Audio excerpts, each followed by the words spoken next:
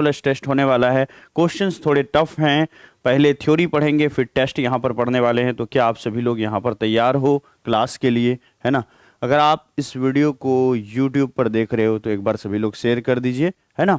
चलिए स्टार्ट करते हैं कृषि संसाधन थ्योरी प्लस टेस्ट। ये वीडियो जो है आपको, है ना, कामयाब बैच, जो हमारी कामयाब बैच है उसका, है ना, आप फ्री डेमो देख रहे हो। अगर आप YouTube पर देख रहे हो तो ये बिल्कुल फ्री डेमो है कामयाब बैच का, है ना, जो कि बिहार डीएलएड के लिए कंप्लीट बैच है हमारा। 699 की बैच है, अभी डिस्काउंट चल रहा है। 25 दिसंबर तक ये बैच आपको मात्र 499 में मिलता है ना? तो कृषि संसाधन पढ़ने के लिए जा रहे हैं हम लोग। चलिए स्टार्ट करते हैं थ्योरी प्लस टेस्ट। अगर आप YouTube से तैयारी करना चाहते हैं तो YouTube का ये टाइम टेबल है 8 बजे। देखिए YouTube का टाइम टेबल जो हमारे सामने है वो कुछ इस तरह से है ना? यहाँ पर देखिए 8 बजे, 12 बजे, 2 बजे, 4 बजे और 8:30 पर मेरी सोशल साइंस की शाम में क्लास है यूट्यूब पर, है ना? और ये हमारा POA बैच, पोआ बैच आया है, यूट्यूब वाली बैच। अगर आप यूट्यूब से ही केवल पढ़ना चाहते हो, बैच नहीं लेना चाहते हो, तो आप यूट्यूब से भी कंप्लीट तैयारी कर सकते हो सिस्टमेटिक तरीके से। और अपनी मेहनत से और हमारी टीम की मदद से आप 100+ तक जा सकते हो। और इसकी पूरी PDF, है ना, पढ़ाई पूरी फ्री है यूट्यूब पर। बस इसकी PDF जो है ना आपको मात्र 99 रुपये में ऐप पर अवेलेबल है। वो भी जब कभी आप कामयाब बैच की तरफ जाओगे तो पोआ 99 ये कूपन कोड लगाने से, पोआ 99 ये कूपन कोड लगाने से कामयाब बैच की तरफ जब जाओगे तो पोआ बैच वाले को 99 रुपये उसी समय और डिस्काउंट अलग से हो जाता है। चलिए स्टार्ट करते हैं कृषि संसाधन यहाँ पर, ठीक है?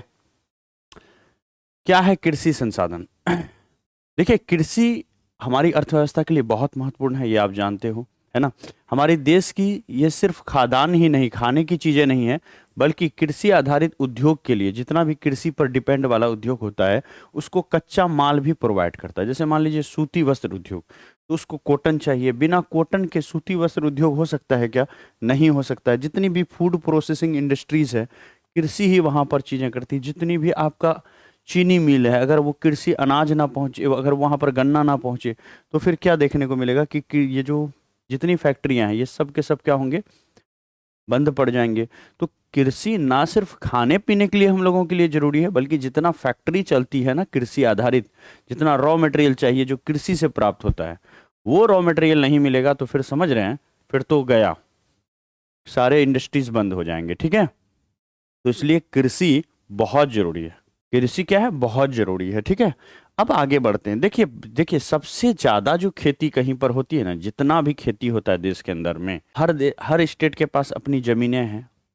अगर बात करें कि कौन सा ऐसा स्टेट है जहां पर अपनी जमीनों का सबसे ज्यादा परसेंट वो लोग खेती करते हैं, तो पंजाब में ऐसा पॉसिबल हो पाता है। पंजाब एक ऐसा स्टेट है जहां पर सबसे ज्यादा खेती की जाती है। उसकी कुल जमीनों का 84%, पंजाब के पास जितना भूभाग है उसका 84% हिस्सा में ये लोग क्या करते हैं? खेती करते हैं, है ना? बाकी के 16% में ये लोग का बाजार है, रहन सहन बाजार, ये वो सबसे ज़्यादा ये लोग खेती करते हैं। 84% लैंड पर यहाँ खेती होती है। और सबसे कम खेती अगर किसी स्टेट में होती है तो वो अरुणाचल प्रदेश में होती है ना? पूरी जमीनों का मात्र 3% हिस्सा में यहाँ पर खेती होती है, ठीक है? अगर बात करें हम लोग यहाँ पर कि जो जीडीपी है हमारा, सकल राष्ट्रीय उत्पाद, जीडीपी, जीडीपी में, है ना, राष्ट्रीय उत्पाद है ना, ग्रॉस डोमेस्टिक प्रोडक्ट, सकल राष्ट्रीय उत्पाद में कृषि कितना योगदान करता है, जो जीडीपी हमारी देश की है, जो हमारा देश साल भर में जितना जनरेट करता है, जितनी वैल्यू प्रोड्यूस करता है ना, जितनी गुड्स एंड सर्विसेज प्रोड्यूस करता है, उसमें कृषि का कितना महत्व है सर जी? कृषि कितना पार्टिसिपेट करती है? तो 2017-18 का आंकड़ा अगर हम देखें, प्राप्त आंकड़ों के अनुसार लगभग 17% के आसपास, हमारी पूरी अर्थव्यवस्था में 17.5% के आसपास, 17.32% जो है कृषि का योगदान है, ठीक है? तो ये 17% के आसपास कृषि यहाँ पर ये करता है। देखिए भारत के अंदर में कुछ कुछ फैक्ट समझ लेते हैं। जैसे अगर देखेंगे, आपको पूछेगा कि ये बताइए, है ना, ये बताइए कि धान का कटोरा किसको कहते हैं? धान का कटोरा, धान का कटोरा किसको कहते हैं, है ना? और गेहूं का कटोरा किसको कहा जाता है? तो याद रखिएगा, उत्तर भारत का, जो उत्तर भारत है उसमें से, उत्तर भारत का, भारत के उत्तरी हिस्सा में जो पश्चिमी भाग है उसको हम लोग गेहूं का कटोरा कहते हैं। और जो पूर्वी भाग है, इसमें हम लोग क्या कहते हैं, इसको धान का कटोरा कहते हैं। तो क्या कहते हैं, धान का कटोरा कहते हैं। क्लियर है। अब अगर पौधों के अंकुरण में देखें तो कम से कम कितनी % यहाँ पर तापमान चाहिए कि पौधा हमारा आगे बढ़ जाए, तो कम से कम 6% तापमान जरूर चाहिए। अगर 6% से कम तापमान रहेगा तो आपका पौधा कभी भी अंकुरित नहीं होगा, पौधा कभी भी अंकुरित नहीं होगा। नेहा खातून, शगुफ्ता, रोजी कुमारी, सभी का स्वागत है। Good morning to all of you, है ना। अगर बात करें देश में शुद्ध बोई गई भूमि का 14 हेक्टेयर से अधिक जो है यहाँ पर देश में है, यानी शुद्ध बोया गया क्षेत्र अगर देश में देखेंगे 14 हेक्टेयर से ज्यादा है। ठीक है। और भारत में कुल आबादी का 55% लोग जो है वो क्या करते हैं, कृषि पर आधारित हैं। ठीक है। कुछ कुल आपका नोटिफिकेशन ऑफ होगा, आपका सेटिंग में जाकर के, पाकिजा खातून सेटिंग में देखिएगा, ड्रीम सेवक लर्निंग ऐप में पहले सेटिंग में जाइएगा, फिर ऐप के अंदर जाकर के उसको देखिएगा। ठीक है। या फिर आप यूट्यूब पे सर्च कीजिएगा किसी भी ऐप का नोटिफिकेशन कैसे ऑन करते हैं। ठीक है। चलिए, तो यहाँ पर भारत की 55% से अधिक आबादी क्या है, कृषि पर आधारित है, ये ध्यान में रखिएगा।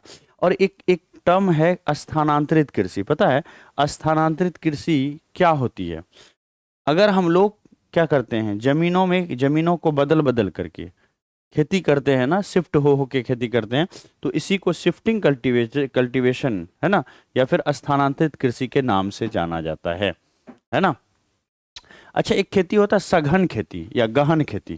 क्या होता है ये सघन या गहन कृषि में, है ना, कम भूमि पर, है ना, छोटी सी जमीन पर ज्यादा से ज्यादा उपज लेने की कोशिश करते हैं, अधिक उत्पादन लिया जाता है। सघन कृषि या गहन कृषि में क्या होता है, एक छोटी जमीनों पर, ठीक है, एक छोटी जमीनों पर क्या होती है, सबसे ज्यादा यहां पर उत्पादन लेने की कोशिश की जाती है। किस तरह की कृषि में, गहन कृषि में या सघन कृषि में सबसे ज्यादा उत्पादन लेने की कोशिश की जाती है। ठीक है। जिन क्षेत्रों में कृषकों द्वारा केवल अपनी आवश्यकता भर ही उत्पादन किया जाता है उसे जीवन निर्वाह कृषि कहते हैं। ठीक है। तो जीवन निर्वाह कृषि क्या होता है, जब जब आप अपनी जिंदगी जीने के लिए कृषि करते हो तो उसी को हम लोग क्या कहते हैं, जीवन निर्वाह कृषि कहते हैं, है ना। और अगर एक चीज पूछेगा, ये बताइए, रोपण कृषि जिसको प्लांटेशन एग्रीकल्चर बोलते हैं, ठीक है,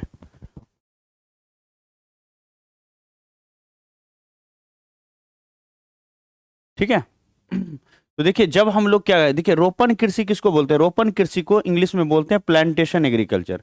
प्लांटेशन एग्रीकल्चर, ये जो प्लांटेशन एग्रीकल्चर है, रोप आपने जीवन निर्वाह कृषि समझ गए, जिंदगी जीने के लिए जब आप जीवित रहने के लिए कृषि करते हो, है ना, कमर्शियल पर्पज से नहीं करते हो, तो इसी को हम लोग क्या कहते हैं, जीवन निर्वाह कृषि कहते हैं।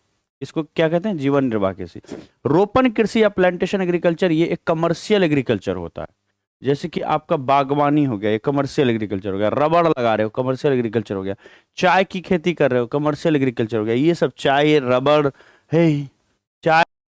रोपण कृषि जो है एक प्लांटेशन एग्रीकल्चर है। ठीक है। प्लांटेशन एग्रीकल्चर की बात करें तो रोपण कृषि में एक ही फसल उगाई जाती है, एक बड़े से भूभाग पर जब एक ही कृषि करते हैं, एक ही तरह की खेती करते हैं, तो इसी को हम लोग रोपण कृषि या प्लांटेशन एग्रीकल्चर कहते हैं।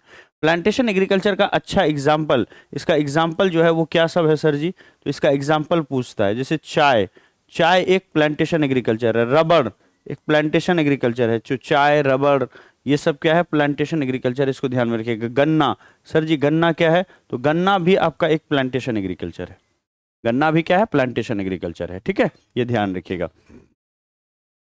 अच्छा, एक ही खेत में वर्ष में अगर एक से अधिक फसलों को लगाया जाता है तो इसी को हम लोग क्या कहते हैं, शस्य गहनता कहते हैं।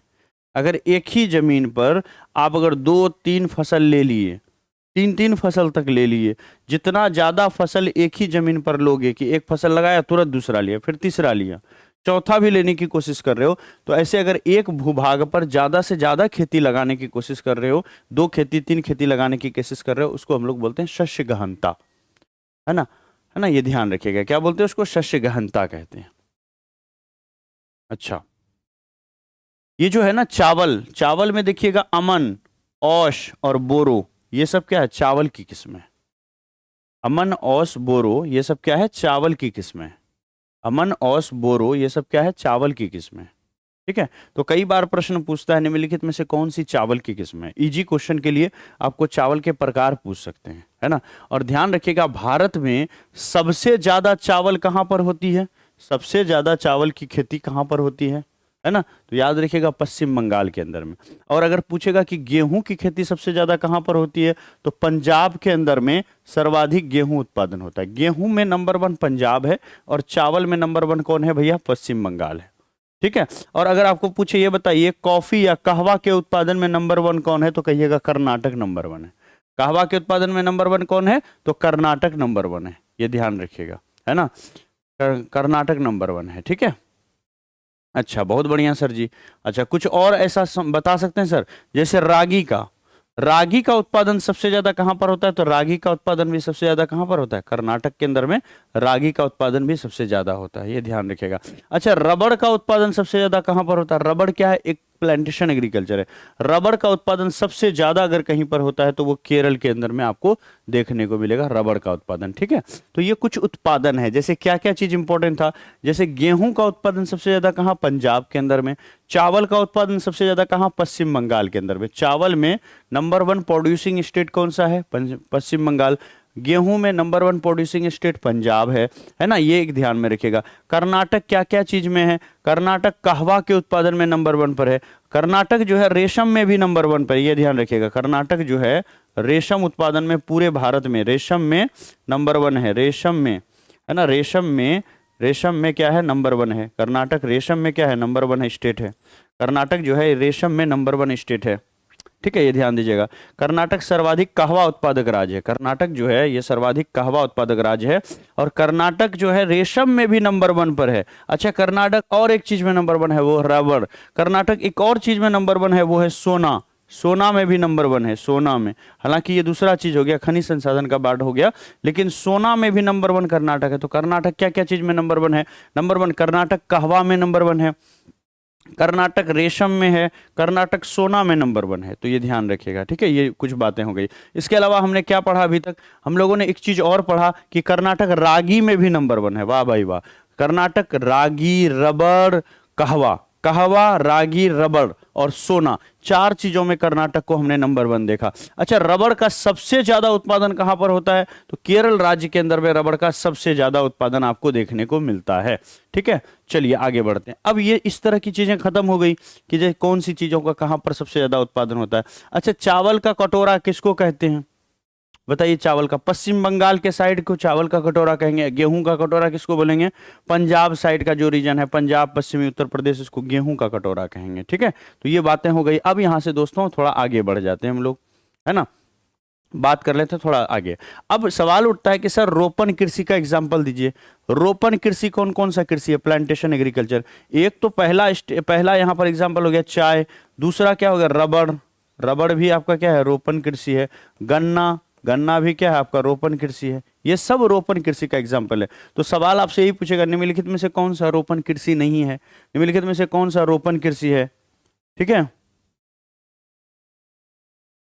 ठीक है, ये रोपण कृषि है। आगे बढ़ जाते हैं दोस्तों आगे। ठीक है, अब यहां तक हो गया क्लियर। अब यहां से थोड़ा सा आगे बढ़ते हैं, कुछ नई चीजें पढ़ते हैं। जैसे आपको ना एक दो चीज और, एक प्रश्न यहां पर पूछा जाएगा डीएलएड एंट्रेंस एग्जामिनेशन में, खरीफ, रबी और जायद के बारे में। खरीफ, रबी और जायद के बारे में सवाल पूछेगा। क्या क्या पूछेगा खरीफ, रबी और जायद के बारे में, जैसे खरीफ फसल जो है ये किस सीजन में उगाया जाता है, और रबी सीजन की, रबी किस महीने में उगाया जाता है। सबसे पहले रबी को याद करने का मैं एक ट्रिक बता देता हूं। यहाँ पर क्या ट्रिक है भैया, रबी को याद करने का है RS ट्रिक। जैसे देखो कोई भी चीज आप खरीदते हो, जैसे एक कलम खरीदेंगे तो इसकी कीमत 10 रुपए होगी, तो इसके डब्बे के पीछे क्या लिखा रहेगा, RS 10 रुपीज। RS का मतलब हो गया, RS का मतलब हो गया, देखिएगा, R फॉर रबी, R से क्या हो गया रबी, R से रबी, और S से क्या हो गया दोस्तों, S से सितंबर अक्टूबर, S से सितंबर है, और इसका अगला महीना ले लेंगे अक्टूबर। यानी रबी क्रॉप्स जो है वो अक्टूबर में लगाया जाता है। ये बात हो गई मौखिक। मौखिक कहीं थ्योरी में नहीं भी लिखा रहेगा, आपको अगर याद करने का मन हो कि रबी किस महीने में उगाते हैं, तो RS 5 rupees, RS 10 rupees, R से रबी, R से रबी, और S से सितंबर अक्टूबर, सितंबर अक्टूबर, तो सितंबर अक्टूबर के महीने में इसकी बुआई होती है। रबी फसल जो है ये अक्टूबर के महीने में लगाया जाता है। कभी कोई किसान अख्तिया खेती करता है तो सितंबर में ही लगा देता है, वरना अक्टूबर में लगती है। तो आर से रबी, एस से सितंबर अक्टूबर, तो ये सितंबर अक्टूबर के महीने में लगाई जाती है। और इसको काटा कब जाता है? नवंबर के महीने में खेत खाली हो जाता है, हमारा फसल कटाई हो जाती है। बेसिकली ये रबी फसल जो है वो देखेंगे ठंडी के दिनों में खेत में नजर आएगा। जैसे अभी देखिएगा कि आप चले जाइए, इसका बढ़िया एग्जाम्पल गेहूं है। देखिए गेहूं का खेती अभी आपको मिलेगा ना, शीत ऋतु में होता है गेहूं। तो शीत ऋतु में जितना फसल होता है वो सब रबी फसल हो जाएगा। शीत ऋतु वाला फसल को सितंबर अक्टूबर में लगाते हैं और इसको क्या करते हैं, सॉरी काटते नहीं है नवंबर में, ये तो अक्टूबर नवंबर में लगाते हैं और इसको काटा जाता है कब? जून जुलाई में। मैंने गलती से बोल दिया आपको, है ना, ये जून जुलाई में, सॉरी जून जुलाई में क्यों काटेंगे, इसको मार्च में काटते हैं, है ना, मार्च के अंदर में। तो ये अक्टूबर नवंबर में लगाया जाता है और मार्च में इसकी कटाई होती है। अक्टूबर नवंबर में लगाया जाता है, मार्च में इसकी कटाई होती है। ठीक है, तो ये बुआई है, ये केवल बुआई है। तो यहां पर अक्टूबर नवंबर दे करके यहाँ जून जुलाई में इसको लगाया जाता है और इसको सितंबर में काटा जाता है ये वाला, और इसको अक्टूबर नवंबर में लगाया जाता है, इसको मार्च में काटा जाता है। ये ध्यान में रखिएगा। ठीक है, अब शीत ऋतु में ये आपको खेत में नजर आएगा। जैसे गेहूं हो गया, सरसों, चना, मसूर, जौ, तीसी, ये बहुत इंपॉर्टेंट है, एग्जाम्पल याद करना, है ना। जैसे रबी का कौन कौन सा एग्जाम्पल है? गेहूं, सरसों भी देखिए ठंडी के दिनों में सरसों, आपने देखा होगा शाहरुख खान का वो वाला सरसों के खेत वाला सीन, है ना, वो जो फिल्म था उसमें जो गाने का सीन था सरसों में, उसमें शाहरुख खान देखिएगा जैकेट पहना हुआ है, यानी ठंडी का सीजन का सीन है। ठीक है, तो सरसों आपको ठंडी के दिनों में, चना हो गया, मसूर, जौ, तीसी, ये सब के सब जो है क्या, रबी क्रॉप्स है। वहीं पर आइए खरीफ क्रॉप्स में। खरीफ क्रॉप आपको वर्षा ऋतु में होता है, यानी जून जुलाई में इसकी बुआई होती है और सितंबर अक्टूबर तक रहती है। ये बेसिकली धान देखिएगा, जहां पर ज्यादा पानी लगता है ना वो सब फसल जो है आपका खरीफ क्रॉप्स होता है। जैसे मक्का, कपास, जूट, तिल, ज्वार, बाजरा। तो ज्वार, बाजरा, धान, ज्वार, बाजरा, ये सब याद रखिएगा। चाहे ज्वार हो, बाजरा हो, धान हो, ये सब के सब जो है आपका क्या हो जाता है, ये खरीफ फसल के अंदर आता है। मूंग हो गया, मूंगफली जो हो गया, अरहर जो हो गया, ये सब के सब खरीफ क्रॉप्स है। अब देखिए जब आपका क्या करते हैं, यहाँ पर सितंबर अक्टूबर में फसल लगाते हैं, मार्च अप्रैल में आपकी फसल कट जाती है, तो अगली फसल जून जुलाई में लगती है। जैसे रबी फसल हो गया, सितंबर अक्टूबर में लगाया आपने, मार्च में इसकी कटाई कर ली, अब मार्च के बाद फिर अगली फसल जुलाई में होगी। तो अब बताइए 3 महीना जो खेत खाली रह गया उसमें कोई दूसरा फसल ना लगा लिया जाए, तो इसमें जायद लगा लेते हैं, है ना, मेनका, इसमें क्या लगा लेते हैं, जायद लगा लेते हैं ना। थोड़ी लेट हो जाती है स्टार्ट करने में, है ना एक्चुअली फाइल में कुछ कमी थी पीडीएफ में, ठीक है, तो उसको दोबारा से बनवाना पड़ा, इसलिए 15-20 मिनट का समय उसमें लग गया। ठीक है, ये देखिए मार्च अप्रैल में इसको लगाया जाता है और मई जून में इसकी हार्वेस्टिंग होती है। मार्च अप्रैल में इसको लगाया जाता है और मई जून में क्या होती है, इसकी हार्वेस्टिंग हो जाती है। तो ये है वो आपका जायद फसल। ठीक है, तो जायद लगाया कब जाता है, मार्च अप्रैल में, और इसकी कटाई कब होती है, मई जून में, है ना। गर्मी के सीजनों में ये आपको दिखेगा, जैसे जितनी तरह की सब्जी होती है या गर्मी में खाने वाले तरबूज, खरबूज, खीरा, ककड़ी, मूंग, उड़द, ये सब के सब क्या होते हैं, जायद फसल होते हैं। तो आपको 2-3 चीज पूछेगा इस वाले स्लाइड से। क्या क्या पूछेगा, एक तो फसल कब लगाई जाती है, रबी फसल कब लगाई जाती है, तो RS से याद रख लीजिए। RS का मतलब हो गया R से रबी, S से सितंबर, है ना। तो ये सितंबर अक्टूबर में लगाया जाता है और ये कटाई कब होती है इसकी, मार्च अप्रैल में। फिर अगली फसल जायद होती है जो कि मार्च में लगाई जाती है और ये मई जून तक रहती है। जैसे मई जून में जायद में खेत खाली हो गया तो फिर हम लोग खरीफ क्रॉप्स लगा देते हैं। अब दूसरा चीज इसका एग्जाम्पल पूछा जाता है कि रबी का बढ़िया एग्जाम्पल कौन है, तो गेहूं है। खरीफ का सबसे बढ़िया एग्जाम्पल धान हो गया, ज्वार हो गया, बाजरा हो गया, ये सब धान का एग्जाम्पल हो गया। तो फसल और उसके एग्जाम्पल को याद रखिएगा, और फसल और उसकी बुआई कब की जाती है ये ध्यान में रखिएगा। ठीक है, तीसी नहीं समझते हो, जो तोड़ी वगैरह होता है, तेल वगैरह होता है, तीसी तोड़ी। ठीक है, चलिए ये हो गया, तीसी। ठीक है, आगे बढ़ते हैं। नेक्स्ट आपका चिनसुरा, है ना। चिनसुरा जो कि पश्चिम बंगाल में, यहां पर आपको जूट अनुसंधान केंद्र देखने को मिलेगा। ठीक है, जूट अनुसंधान केंद्र।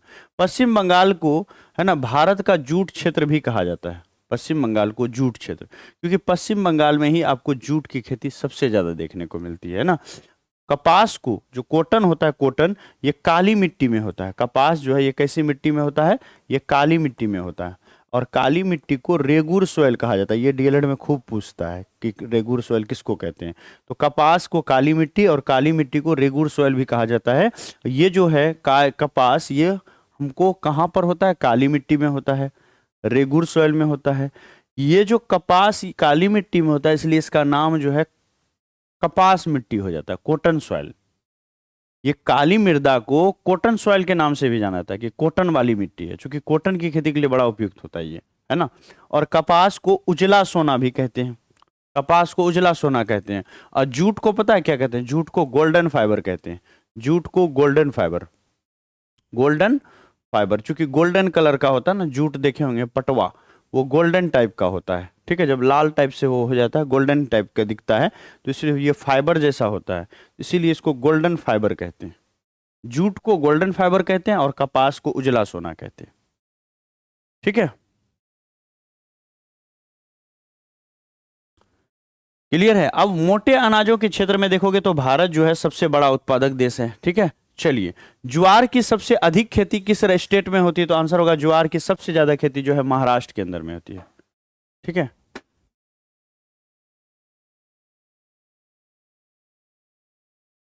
ज्वार की सबसे अधिक खेती जो है वो कहां पर होती है? महाराष्ट्र के अंदर में होती है ना। ज्वार में सर बहुत से समझ में आता है, सर बहुत से समझ में आता है, क्या कहना चाह रहे हो आप?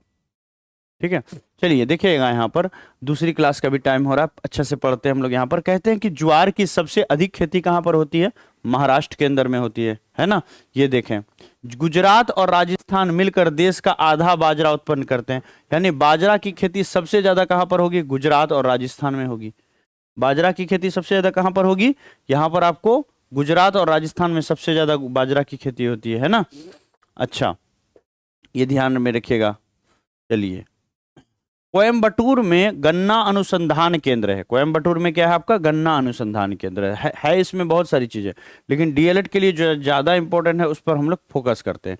भारत को मसालों का घर कहा जाता है, ये तो आप जानते हो, भारत को मसालों का घर के नाम से जाना जाता है। और विश्व में सबसे ज्यादा पशुधन अगर कहीं पर है तो वो कहां पर है? भारत के अंदर में, है ना। अच्छा, एक ऑपरेशन चलाया गया था, जैसे ग्रीन रेवोल्यूशन किस तरह क्यों चलाया गया था? खेती में अधिक उपज के लिए ग्रीन रेवोल्यूशन हम लोगों ने चलाया था, उसी तरह से एक ऑपरेशन है ऑपरेशन फ्लड। क्या है? Operation flood. ऑपरेशन फ्लड क्यों चलाया था? ठीक है, ऑपरेशन फ्लड क्यों चलाया था? ऑपरेशन फ्लड क्यों चलाया गया था? ये दुग्ध उत्पादन के लिए चलाया गया था, ऑपरेशन फ्लड दुग्ध उत्पादन के लिए। तो ये मिल्क प्रोडक्शन के लिए ऑपरेशन फ्लड, ये फ्लड है भाई, फ्लड है ना। फ्लड मतलब समझते हो? दूध उत्पादन, जैसे गाय का दूध बाल्टी में धोते हैं ना, तो पूरा फ्लड टाइप से आ जाता है, पूरा बाल्टी भर गया। तो इसको ऐसे याद रखिए कि फ्लड जो है ये किससे है? दूध उत्पादन के लिए। इसी को व्हाइट रेवोल्यूशन कहते हैं, इसी को व्हाइट रेवोल्यूशन के नाम से जाना जाता है, व्हाइट रेवोल्यूशन। चाहे दूध उत्पादन कहिए, व्हाइट रेवोल्यूशन कहिए, ये सब के सब एक ही चीज। दूध उजला होता है इसलिए इसको व्हाइट रेवोल्यूशन कहते हैं। दुग्ध उत्पादन या व्हाइट रेवोल्यूशन या फिर फ्लड ऑपरेशन, इसको शुरू किसने किया था? डॉक्टर वर्गीस कुरियन ने। यही कारण है कि इसको मिल्क मैन ऑफ इंडिया कहते हैं, वर्गीस कुरियन। चूंकि दूध में इन्होंने बहुत काम किया इसलिए इसको मिल्क मैन कहते हैं, डॉक्टर वर्गीस कुरियन। ये दुग्ध उत्पादन के लिए इन्होंने बहुत काम किया। ये फादर ऑफ व्हाइट रेवोल्यूशन है, father of white revolution, white revolution. ये जो व्हाइट रेवोल्यूशन हुआ, ये जो ऑपरेशन फ्लड हुआ, father of operation flood, father of white revolution कौन कहलाता है? डॉक्टर वर्गीस कुरियन कहलाते हैं। ये पूछा जाता है सवाल, है ना। इसको मिल्क मैन ऑफ इंडिया के नाम से भी जानते हैं, milk man of India, milk man of India के नाम से इसको जानते हैं कि भैया वर्गीस कुरियन को मिल्क मैन ऑफ इंडिया भी कहते हैं। भारत का मिल्क मैन है ये, क्योंकि देश को मिल्क की जो कमी थी, दूध की कमी, इन्होंने ही पूरा की। ऑपरेशन फ्लड ला करके इन्होंने डेयरी के क्षेत्र में उनका जो जीन है, गाय की जीन को परिवर्तित करके अच्छी नस्लों की गायों का निर्माण किया, जिससे कि दूध उत्पादन यहाँ पर बढ़ा देश के अंदर में, ठीक है, डॉक्टर वर्गीस कुरियन ने। अच्छा, भूदान योजना ये चलाया था किसने? आचार्य विनोबा भावे ने भूदान योजना चलाया था। अच्छा, सेरीकल्चर की बात कर लेते हैं। जो रेशम का कीड़ा जो पालते हैं, इसको हम लोग क्या कहते हैं? सेरीकल्चर के नाम से जानते हैं इसको, ठीक है। चलिए, सबाना खातून थैंक यू सो मच। रेशम कीड़ा पालन जो है ये क्या कहलाता है? सेरीकल्चर कहलाता है। रेशम के कीड़े का उत्पादन, उसका रख रखाव, उससे रेशम प्राप्त करना, ये सेरीकल्चर के अंदर में आता है। देखो, जैसे हमने ऑपरेशन फ्लड पढ़ा, अभी दूध उत्पादन से रिलेटेड था, उसी तरह से हरित क्रांति पढ़ लेते हैं। हरित क्रांति को इंग्लिश में, है ना, ग्रीन रेवोल्यूशन। हरित क्रांति को इंग्लिश में क्या कहते हैं? ग्रीन रेवोल्यूशन कहते हैं, ग्रीन रेवोल्यूशन, ठीक है, ग्रीन रेवोल्यूशन। अब देखिए, हरित क्रांति जो है इसकी शुरुआत किसने की? तो इसके लिए एक बड़ा वैज्ञानिक, जो सबसे बड़ा साइंटिस्ट था, पूरे विश्व के अंदर में, उनका नाम था डॉक्टर नॉर्मन बोरलॉग। ये अमेरिका के साइंटिस्ट थे, है ना, है ना। हालांकि इसकी जो देन है वो विलियम गार्ड की है। ये शब्द का इस्तेमाल जो इन्होंने किया, ग्रीन रेवोल्यूशन शब्द का, ये विलियम गार्ड ने किया। अमेरिका के लोग हरित क्रांति तो नहीं बोलेंगे, बेसिकली ग्रीन रेवोल्यूशन का हम लोग ट्रांसलेट करके हिंदी में हरित क्रांति लिख दिए और यहाँ डॉक्टर विलियम गार्ड का नाम लिख रहे हैं। विलियम गार्ड ने ओरिजिनली बोला होगा क्या, green revolution.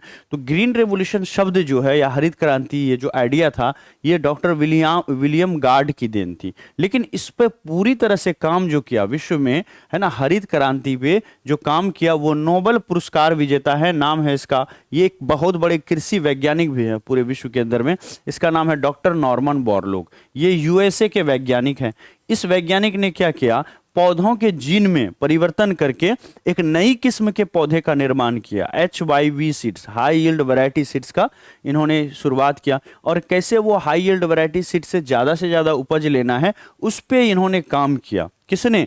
Doctor Norman Borlaug ने। तो डॉक्टर नॉर्मन बोरलॉग जो है पूरी दुनिया के हरित क्रांति के पिता कहलाते हैं, पूरी दुनिया के हरित क्रांति के पिता कहलाते हैं।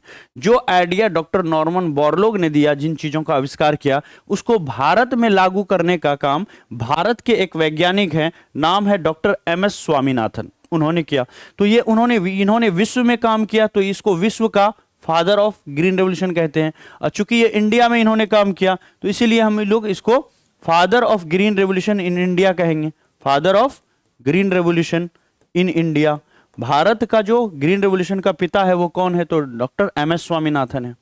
कौन है? डॉक्टर MS स्वामीनाथन है। ठीक है, ये समझ गए। अच्छा, हरित क्रांति के क्या क्या घटक हैं, क्या क्या चाहिए? देखो, हरित क्रांति में HYV सीड्स होता है, HYV high yield variety seeds होता है। फर्टिलाइजर का अच्छा इस्तेमाल करना होगा, वरना HYV सीड से प्रोडक्शन नहीं होगा। ये HYV सीड्स बहुत ज़्यादा पानी डिमांड करता है, तो खेतों में अच्छी मात्रा में जब जब जब जब जरूरत हो फसल को, तब तब अच्छी सिंचाई खेतों को चाहिए। कीड़ा बहुत लगता है इसमें, HYV सीड्स को कीड़े से बहुत ज़्यादा दिक्कत है, बहुत कीड़ा इसमें पनपता है HYV सीड्स में, हाई यील्ड वैरायटी सीड्स में। तो कीड़ा और जीवाणु को बचाने के लिए अच्छे कीटनाशक आपके पास होना बहुत जरूरी है ना, ये ध्यान रखिएगा। और उसके बाद जब अच्छी प्रोडक्शन कर लेंगे, तो उस प्रोडक्शन के लिए आपको साख चाहिए, यानी पैसा चाहिए बहुत सारा, है ना। भंडार के लिए आपको स्टोरेज रूम चाहिए, है ना। और साथ ही साथ डिस्ट्रीब्यूट करने के लिए एक डिस्ट्रीब्यूशन प्रणाली होनी चाहिए। जब डिस्ट्रीब्यूशन प्रणाली होगा तो पूरे देश में आप इसको बेच सकते हो, पूरे देश में अपने अनाज को फैला सकते हो, ताकि भुखमरी वगैरह आपका कम हो जाए। ये विपणन, वितरण, साख, भंडार, ये सब के सब भी हरित क्रांति के पार्ट हैं। अगर आपने अनाज तो प्रोड्यूस कर लिया बहुत मिलियन टन्स में, लेकिन इसको डिस्ट्रीब्यूट नहीं कर पा रहे हो, वितरण प्रणाली नहीं है, तो फिर दिक्कत है आपको। तो भारत का जो फादर ऑफ व्हाइट रेवोल्यूशन है वो कौन है? याद रखिएगा, MS स्वामीनाथन है। डॉक्टर नॉर्मन बोरलॉग किससे रिलेटेड है? हरित क्रांति से रिलेटेड है। दूध उत्पादन से कौन रिलेटेड है? तो याद रखिएगा, व्हाइट रेवोल्यूशन या दूध उत्पादन या ऑपरेशन फ्लड से रिलेटेड है डॉक्टर वर्गीस कुरियन। ये मिल्क मैन ऑफ इंडिया भी कहलाते हैं। तो मिल्क मैन ऑफ इंडिया या फिर डॉक्टर वर्गीस कुरियन, ये father of white revolution in India है। भारत के व्हाइट रेवोल्यूशन के पिता कौन? डॉक्टर वर्गीस कुरियन। फादर के इंडिया के ग्रीन रेवोल्यूशन के पिता कौन? तो याद रखिएगा, ये MS स्वामीनाथन है। समझ गए? चलिए, ये व्हाइट रेवोल्यूशन है जिसके बारे में अभी जस्ट हमने पढ़ा। वर्गीस कुरियन जो है इसके जनक माने जाते हैं ऑपरेशन फ्लड के, है ना। इन्होंने क्या किया? सघन पशु विकास कार्यक्रम को चलाया, दूध की उत्पादकता को देश में बढ़ाने का काम किया, है ना। और 1970 के समय में ऑपरेशन फ्लड यहां पर ला करके लाया, ऑपरेशन फ्लड यहां पर लाया, है ना। ये ध्यान में रखिएगा।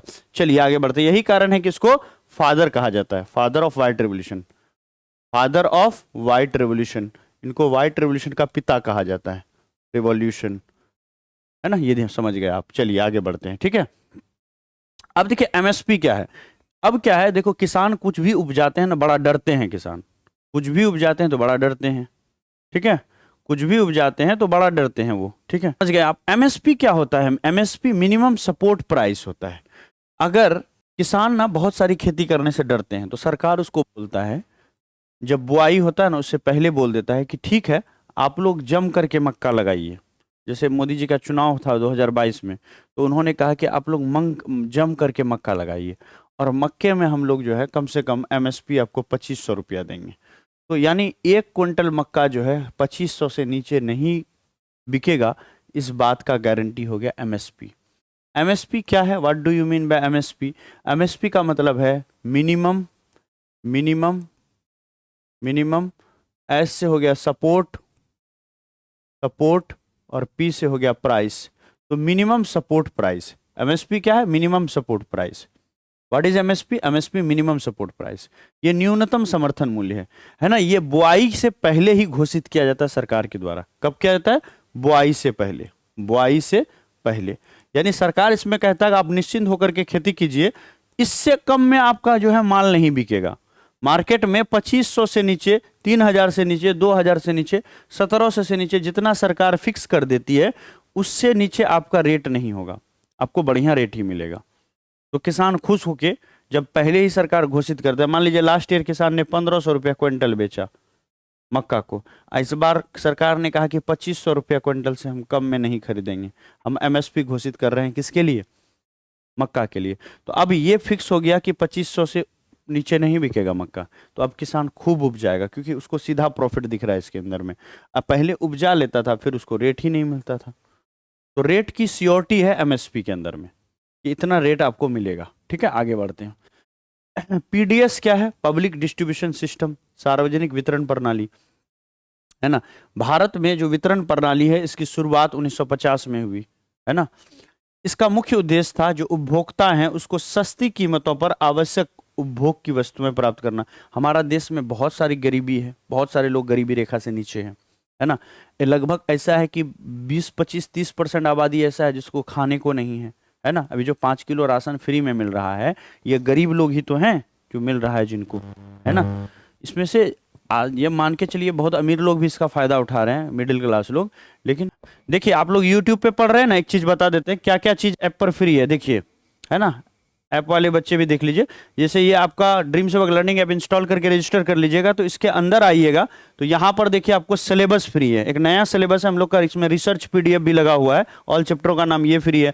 पिछले साल का लगभग 20-30 चैप्टर यहाँ पर नोट्स फ्री है ना, ये फ्री है। इसके अलावा पेड कोर्स के अंदर में जाएंगे, कामयाब बैच में व्यू डेमो में जाकर के, पूरा डेमो के अंदर में जाकर के देखिएगा तो वहां पर आपको पीवाईक्यू फ्री है 2025 का, 24 का, 25 और 24 का पीवाईक्यू फ्री है। तो इसको यहां से डाउनलोड कर लीजिए। इसके बाद एसपी नोट सेक्शन में जाएंगे तो लगभग हर एक सब्जेक्ट का 2-2 चैप्टर नया नोट्स भी इसके अंदर में आपको फ्री मिलेगा। ठीक है, अब आते हैं यहां पर केसीसी के बारे में, किसान क्रेडिट कार्ड, केसीसी योजना। किसान क्रेडिट कार्ड, किसान क्रेडिट कार्ड की जो शुरुआत है 1998 में। पीडीएस समझ गए?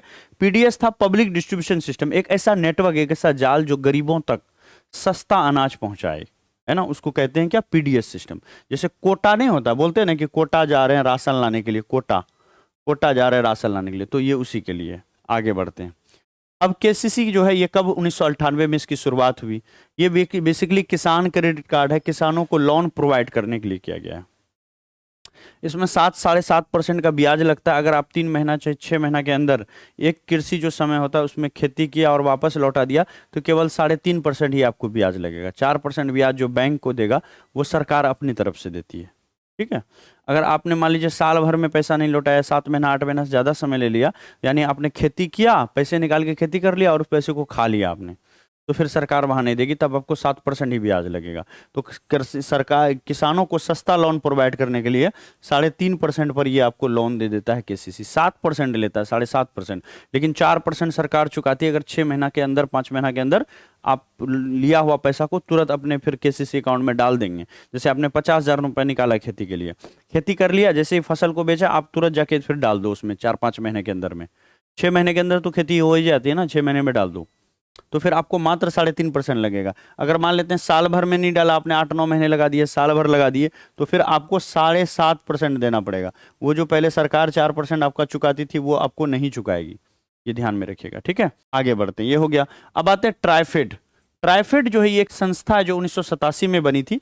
ये बेसिकली जनजातीय लोग जो एग्रीकल्चर जो वन उत्पाद निकालते हैं ना, जंगलों में जाकर के जड़ी बूटी निकालते हैं, है ना, जो जड़ी बूटी निकालते हैं उसके लिए है ये। तो ये यहाँ पर देखिएगा ये क्या है, ये जो निकालते हैं ना जनजातीय लोग जो वन उत्पाद निकालते हैं ना, ये क्या करते हैं, लोकल व्यापारी उससे सस्ते रेटों में लेके अब बड़ा बड़ा कंपनी को उसको महंगा रेट में बेच देते हैं। तो कहीं ना कहीं शोषण होता है। किसका शोषण होता है भाई? ये जनजातीय लोगों का शोषण होता है। सरकार ने इसके लिए एक संस्था बनाई जिसका नाम ट्राइफेड रखा। तो ट्राइफेड जनजाति के लिए है, याद रखिएगा। ये बहुत अच्छा सवाल बनता है, आपको बैंक एसएससी रेलवे में भी पूछा जाएगा। ट्राइफेड जनजातीय लोगों का शोषण से बचाने के लिए है। जबकि नेफेड क्या है? है ना। नेफेड की बात करें तो ये कृषि उत्पादों के विपणन के लिए राष्ट्रीय स्तर पर सहकारिता क्षेत्र है, तो ये कृषि उत्पाद के लिए है नेफेड। जबकि ट्राइफेड किसके लिए है? जनजातीय उत्पादों के लिए, जनजातीय लोगों को लोकल व्यापारी से वन उत्पादों को अच्छा रेट दिलाने के लिए, और वह जो लोकल व्यापारी हैं वो जो परेशान करते हैं, वो जो शोषण करते हैं, उस शोषण से बचाने के लिए। तो ट्राइफेड जनजाति से रिलेटेड है और नेफेड जो है ये कृषि से रिलेटेड है और कृषि उत्पाद से रिलेटेड है। ठीक है, आगे बढ़ते हैं। अब देखिए, क्षेत्रीय ग्रामीण बैंक की स्थापना 1975 में एमएस नरसिम्हा राव समिति के द्वारा किया गया था। सबसे इंपॉर्टेंट है आपके लिए NABARD.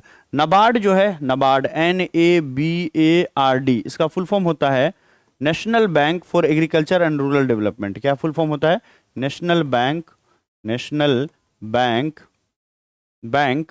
For agriculture and rural development, for agriculture and rural development,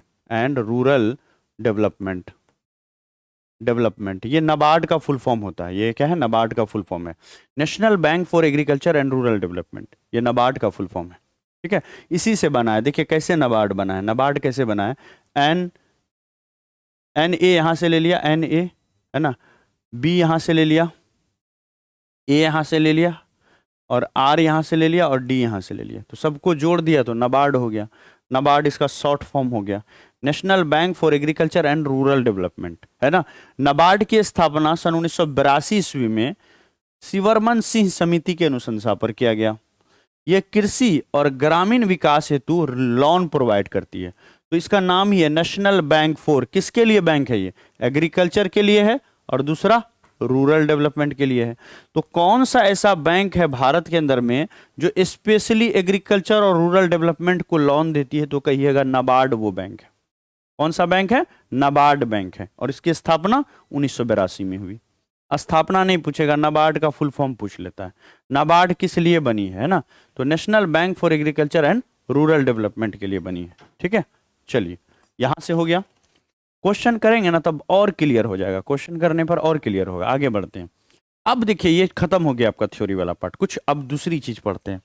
ये जो क्रांति है और इससे किस क्षेत्र से संबंधित है, इस पर सवाल पूछता है ना।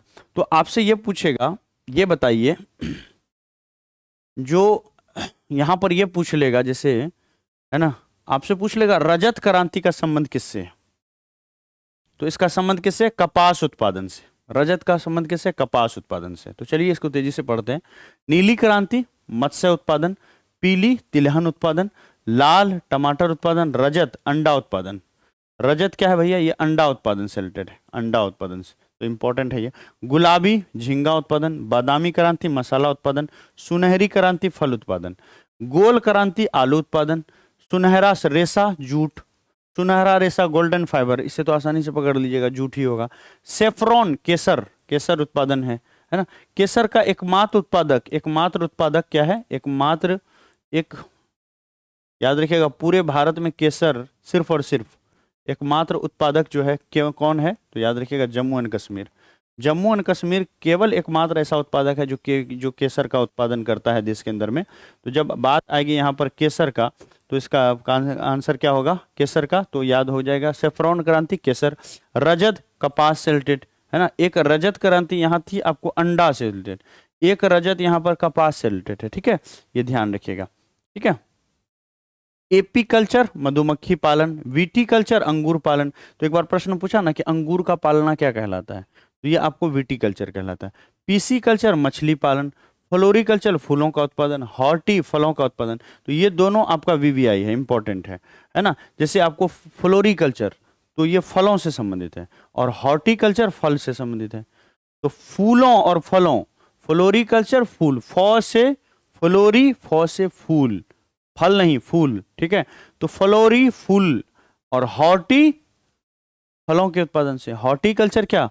फलों के उत्पादन से, हॉर्टी फलों के उत्पादन से। ठीक है, वर्मी केचुए के उत्पादन से, एरोबी वृक्ष और झाड़ियों की कृषि से, ओलेरी सब्जियों के उत्पादन से, सेरिकल्चर रेशम की कीड़ों से, मेरीकल्चर समुद्री जीव से रिलेटेड है, सिल्वीकल्चर वनों की कृषि से रिलेटेड है ना। उसी तरह से हाइड्रोकल्चर है, पानी से संबंधित है, हाइड्रो मतलब पानी, ओलिव जैतून की कृषि से, ओलिगोकल्चर ये जमीन पर फैलने वाले जो बेल होते हैं ना उसकी कृषि को ओलिगोकल्चर बोलते हैं। अब चलिए यहाँ पर महत्वपूर्ण प्रश्न लगा लेते हैं। अब यहाँ पर क्वेश्चन लगाते हैं, ठीक है, सुपर फास्ट स्पीड में। देखते हैं किसको किसको आता है। पहले ये क्वेश्चन है, फर्स्ट क्वेश्चन, इसका आंसर दीजिए। हमारे देश में इनमें से, ये देखिए आरआरबी एनटीपीसी का पूछा हुआ सवाल 2021 का क्वेश्चन आपको करा रहे हैं। टफ क्वेश्चन, टफ टफ लाएं भाई। डीएलएड के अंदर में अब थोड़ा क्वेश्चन अच्छा सवाल आने लगा है 2025 के बाद से। 25 में देखा हमने, हमारे देश में इनमें से किस क्षेत्र में पानी की मांग और खपत सर्वाधिक है? पानी सबसे ज्यादा कहाँ पर चाहिए? वो समय लगेगा थोड़ा याद होने में, उतना जरूरी भी नहीं है उसको याद करना।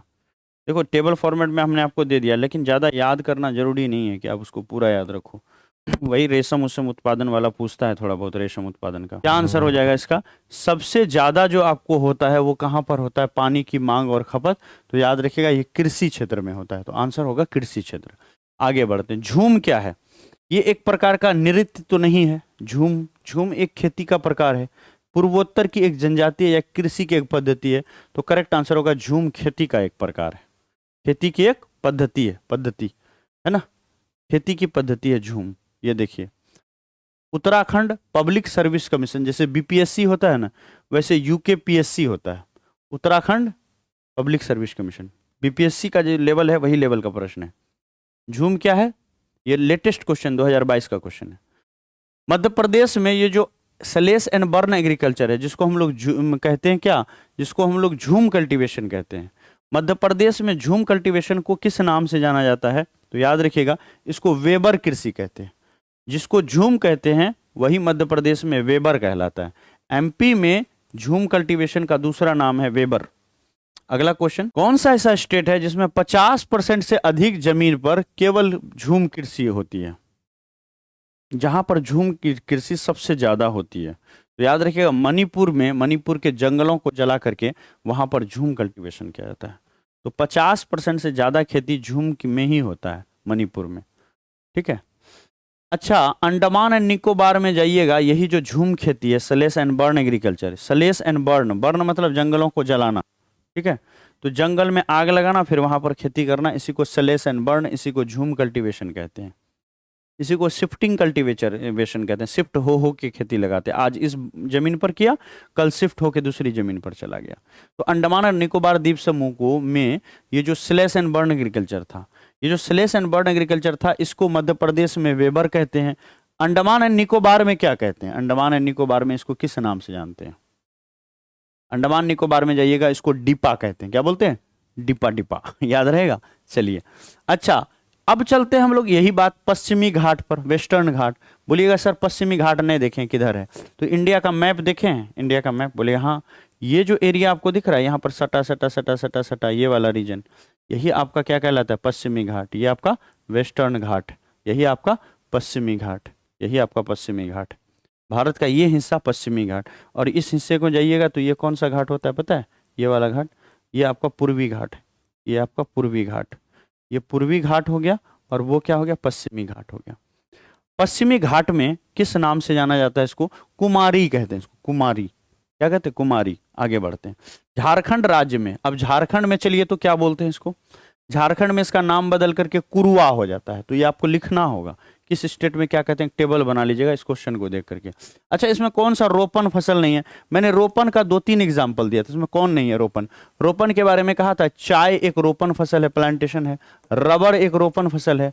इसके अलावा एक चीज और कहा था, गन्ना, गन्ना भी आपका क्या है? एक रोपन फसल है। यहाँ पर पूछा कौन रोपन फसल नहीं है, तो चाय है, कॉफी है ना, काजू और बाजरा में थोड़ा दिक्कत है, काजू और बाजरा में थोड़ा दिक्कत है। आपको याद होगा बाजरा को छीटा जाता है, जैसे गेहूं को छीट के करते हैं ना, वैसे तो काजू भी क्या है? आपका एक रोपन फसल है। तो चाय, रबड़, गन्ना और काजू, काजू ये भी आपका एक रोपन फसल है, लेकिन बाजरा नहीं है। आंसर हो जाएगा यहाँ पर बाजरा। अगला क्वेश्चन देखते हैं। कहते हैं कि कौन सी खरीफ फसल नहीं है? मैंने बताया था कि खरीफ फसल जो होता है, रबी फसल जो है, ये आपको ठंडा में होता है। रबी का बढ़िया एग्जाम्पल गेहूं है, रबी का बढ़िया एग्जाम्पल गेहूं है। और खरीफ का बढ़िया एग्जाम्पल लीजिएगा तो धान है, धान है। रबी में आइएगा तो इसमें और है, जैसे ज्वार है, बाजरा है।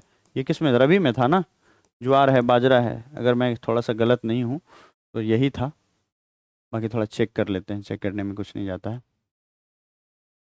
ह्यूमन याददाश्त होता है, कम पड़ जाता है कभी कभी। हाँ, ज्वार, ज्वार, बाजरा ये सब जो है क्या है आपका? रबी नहीं, ये खरीफ फसल है। क्या? खरीफ फसल है। आइए, ये ज्वार बाजरा जो है ये आपका क्या हो गया? ये आपका खरीफ फसल हो गया। ज्वार बाजरा ये आपका खरीफ फसल हो गया। तो धान हो गया, ज्वार हो गया, बाजरा हो गया, ये सब क्या है आपका खरीफ फसल है। खरीफ फसल, धान ज्वार बाजरा खरीफ फसल। गेहूं जो है रबी फसल है। पूछता है कौन सा इसमें खरीफ की फसल नहीं है, खरीफ नहीं है। तो खरीफ नहीं है कौन, देखिए धान ज्वार बाजरा ये सब क्या है, खरीफ है, ये सब खरीफ है।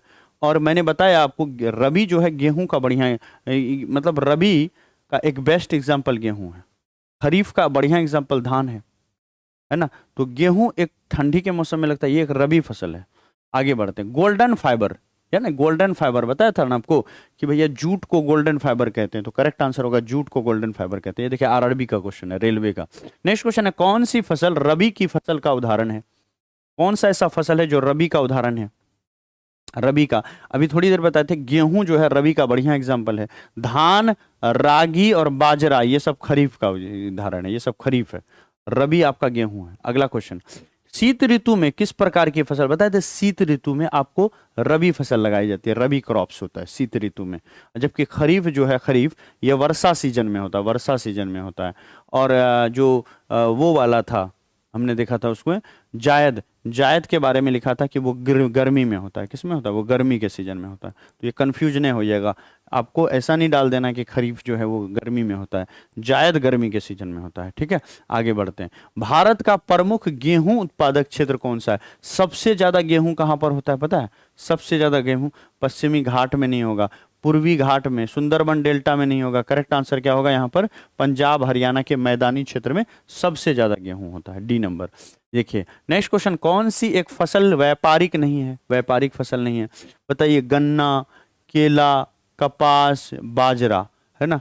कॉटन एक व्यापारिक फसल है, इस बात को आप मानते हो। यहाँ पर व्यापारिक नहीं है। बाजरा जो है ना हम लोग खाने के लिए करते हैं घर में, बाकी सब व्यापारिक है, बिजनेस करने के लिए करते हैं। अच्छा, कौन सा एक औस, बोरो और अमन धान की फसलें उगाई जाती है, किस स्टेट में जाएंगे आपको औस, अमन, बोरो ये तीनों धान की फसलें जो है उस स्टेट में बनाई जाती है। अब बताइए जहां पर, है ना, ये कहां पर मनाया जाता है, ये याद रखिएगा उड़ीसा राज्य के अंदर में। उड़ीसा में आपको अमन, औस, बोरो तीनों तरह की धान की फसल यहां पर उगाई जाती है। ये एसएससी सीपीओ का क्वेश्चन है, 2023 का लेटेस्ट क्वेश्चन है। अच्छा, उपजाऊ जलोढ़ मिट्टी डैश का उत्पादन करने के लिए सबसे उपयुक्त होता है। अच्छा, जलोढ़ मिट्टी में आप, जो जलोढ़ मिट्टी है इसमें किस चीज की खेती करेंगे जो बेस्ट रहेगा, तो याद रखिएगा चावल की खेती के लिए जलोढ़ मिट्टी बड़ा ही उपयुक्त होता है। किसके लिए, चावल के लिए। अगला सवाल है कि फसल के लिए काली मिट्टी सर्वाधिक उपयुक्त है। मैंने कहा था अभी थ्योरी में कि याद रखिएगा काली मिट्टी जो है कपास की खेती के लिए बहुत इंपॉर्टेंट है, कपास की खेती के लिए। यही कारण है कि ब्लैक सॉइल को कॉटन सॉइल के नाम से भी जाना जाता है, इसी को रेगुर सॉइल भी कहते हैं। तो ये काली मिट्टी जो है ना, ये कॉटन सॉइल भी कहलाता है क्योंकि कॉटन के लिए बड़ा ही फेमस है कॉटन सॉइल। ये देखिए एसएससी सीजीएल का क्वेश्चन है ना। तो याद रखिएगा करेक्ट आंसर क्या होगा कि निम्नलिखित में से किस फसल के लिए काली मिट्टी सर्वाधिक उपयुक्त है, तो कपास के लिए बेस्ट रहेगा हमारा काली मिट्टी। ये सब कोई जानता है। अगला क्वेश्चन कहता है निम्नलिखित में से कौन सा श्रम गहन उद्योग है। श्रम गहन, जहां की मेहनत मजदूरी बहुत ज्यादा लगती है, मेहनत मजदूरी बहुत ज्यादा लगती है, वो आपका चाय है। चाय में सबसे ज्यादा मेहनत लगेगा, एक एक पत्ता को तोड़ करके लाना पड़ता है। अगला क्वेश्चन, अल्फांसो फल, है ना, की किस्म क्या है। अल्फांसो एक आम है, आपने सुना होगा अल्फांसो आम के बारे में, ये एक आम की फसल है। अगला क्वेश्चन है, ये कथन को पूरा पढ़िए। अब 3 स्टेटमेंट वाला हो गया, ये थोड़ा टफ क्वेश्चन हो जाता है, आपके लेवल का नहीं होगा, ये डीएलएड में इतना टफ नहीं पूछेगा, लेकिन इसको पढ़िए। देखिए बीपीएससी टीआरई में आपको काम देगा। थ्योरी तो भैया सभी पढ़ा दिया आपको, उस थ्योरी को अगर 8 क्लास का बच्चे को पढ़ाऊंगा ना, वो भी इस प्रश्न को बना लेगा। तो आप तो भैया ग्रेजुएट हो, 12th पास बच्चा हो, फिर काहे नहीं बना पाओगे। थ्योरी पढ़े हो ना, क्वेश्चन टफ से क्या मतलब है, थ्योरी पढ़ाए हैं ना। चलिए देखिए जो पढ़ाए वहीं से है। कहता है कर्नाटक भारत में कॉफी का सबसे बड़ा उत्पादक है।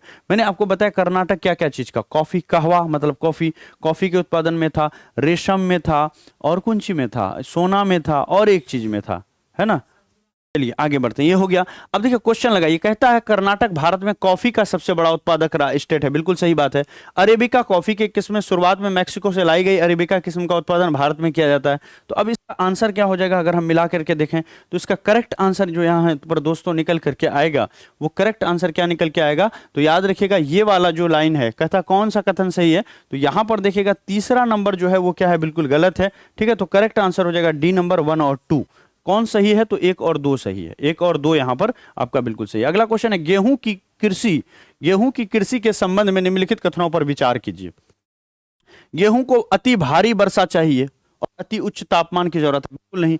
गेहूं ठंडी के दिनों में होता है, इसको तापमान ज्यादा नहीं चाहिए, और ये ठंडी में सितंबर अक्टूबर में नवंबर में वर्षा नहीं होती है, तो इसको वर्षा भी नहीं चाहिए। ये धान के बारे में सही लिखा है ये स्टेटमेंट, लेकिन गेहूं के बारे में ये बिल्कुल गलत लिखा है। भारत में गेहूं सामान्यतः ठंडी ऋतु में उग जाता है, ये बिल्कुल सही है। तो एक गलत है, दूसरा सही है, तो आंसर होगा केवल 2 सही है। 21वां नंबर। अगला क्वेश्चन देखते हैं। अब यहाँ पर फसल है, अगर आगे जो राज्य है वो आगे वो यहाँ पर दिया हुआ है। जैसे चावल की खेती सबसे ज्यादा कहाँ पर होती है? महाराष्ट्र, पश्चिम बंगाल के अंदर में होती है। अच्छा, एक चीज और देखिएगा यहाँ पर, एक चीज और देखिएगा, ये चावल का यहाँ पर होता है, सी का 4 हो जाएगा। तो कोई ऐसा प्रश्न है जिसमें सी का 4 है? सी का 4 यहाँ नहीं है, यहाँ नहीं है, सी का 4 यहाँ नहीं है, तो करेक्ट आंसर ये वाला हो जाएगा हमारा बी नंबर। ठीक है, तो एक बार मिला लीजिए इसको, ए का 2 हो जाएगा, यानी ज्वार सबसे ज्यादा जो है वो कहां पर होता है? महाराष्ट्र के अंदर में होता है। बी का 3 यानी बाजरा का जो है सबसे ज्यादा उत्पादन राजस्थान के अंदर में होता है, और चना का सबसे ज्यादा उत्पादन जो है मध्य प्रदेश में होता है। तो इस तरह से आप इनको याद रख लेंगे तो और ज्यादा है। हरित क्रांति निम्नलिखित में से किससे संबंधित है? हरित क्रांति जो है ये देखिएगा किससे संबंधित है, तो आप कहिएगा कि हरित क्रांति का संबंध जो है वो अनाज उत्पादन से है, तो आंसर हो जाएगा सी नंबर। अगला क्वेश्चन है, भारत में हरित क्रांति का जनक, फादर ऑफ जो ग्रीन रेवोल्यूशन है वो कौन है? एम एस स्वामीनाथन है। नेक्स्ट क्वेश्चन पर आते हैं। हरित क्रांति के संबंध में कौन सा कथन यहां पर सही है? इसकी शुरुआत 1960 में हुई थी, बिल्कुल सही। HYV सीड्स ने हरित क्रांति को सफल बनाया, बिल्कुल सही। मवेशियों का व्यापक उपयोग भी हरित क्रांति का एक घटक है, कि मवेशियों का यहां पर बहुत ज्यादा उपयोग किया गया। मुझे बताइए कोई ऐसा ऑप्शन है जिसमें 1 2 3 दोनों सही है? नहीं है ना, 3 वाला है ही नहीं, तो इसका मतलब 3 हमारा यहां गलत है, तो 1 और 2 ही सही है। करेक्ट आंसर हो जाएगा डी नंबर। अगर मुझे तीनों सही करना होता 1 2 3, तो ऐसा कोई ऑप्शन है नहीं है, यानी 3 सीधा सीधा गलत है। 1 2 के बारे में हम कंफर्म है, तो आंसर हो जाएगा डी नंबर, 1 और 2। अगला क्वेश्चन है, रजत क्रांति का संबंध। मैंने कहा था अभी कि रजत का संबंध किससे है? रजत का संबंध जो है ये आपको अंडा उत्पादन से है, तो करेक्ट आंसर क्या होगा? अंडा उत्पादन से। ठीक है, सुपर फास्ट स्पीड में 10 मिनट के अंदर 25 प्रश्नों को निकालते हैं। कहते हैं कि भारत में नीली क्रांति का संबंध किससे है? ये अभी जस्ट हम लोगों ने पढ़ा था कि नीली क्रांति का संबंध किससे है, तो याद रखिएगा मछली पालन से। अगला क्वेश्चन, श्वेत व्हाइट रेवोल्यूशन के जनक कौन माने जाते हैं? वर्गीज कुरियन को माना जाता है। ठीक है, वर्गीज कुरियन व्हाइट रेवोल्यूशन के फादर है। पीली क्रांति किससे संबंधित है? अभी थोड़ी देर पहले बताया था, पीली क्रांति का संबंध तिलहन उत्पादन में वृद्धि से है। ठीक है, नेक्स्ट क्वेश्चन, सूची 1 सूची 2 को मिलाइए, है ना। अब देखिए यहां पर सूची 1 सूची 2 को मिलाइए, है ना। गोल्डन फाइबर, ये जो गोल्डन क्रांति है, गोल्डन क्रांति, है ना।